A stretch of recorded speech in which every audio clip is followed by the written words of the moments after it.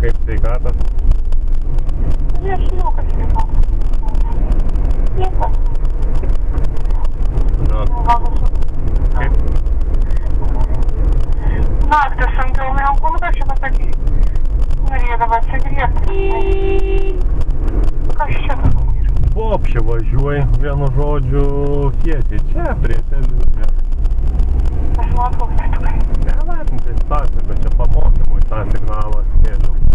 Aš čia galvoju, Nebijau.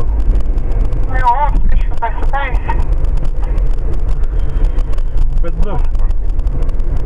Dažnas, ne? Dušma. Šlandau, viršai klausau, čia aš nepačiai tvarkiausi. Iškišinė. Gerai, mėgokite, aš tavo matai pietaut važiuoju, tai... Man pakeisai gyventi. Ne, mums tas paskambykit dažniau, nes gamba nuo labo ryto, nieko, nei vienas, čia ką aš žinau, reik pabandyt pastas. Oi, tau nakvesnė temperatūra. Nes sakau, kokias.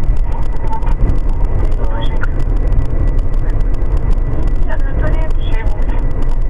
Buvo, bet jis atėjo, žinai, tyliai. Bet, žinai, sako, kad jis niekas neklausi. Tai kažkaip nežadino, žinai, sako jau. Paskiau, žinai, kaip paliko, sako, paliko laiptuvai.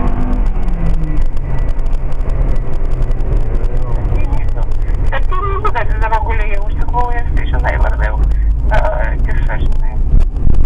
Tiesiog ta temperatūra jau kažkaip Arba ten, žinai, į didžiąją dalį labai nepašauks, tai, žinai. O neskauda, tai tikrai. Sako, neskauda.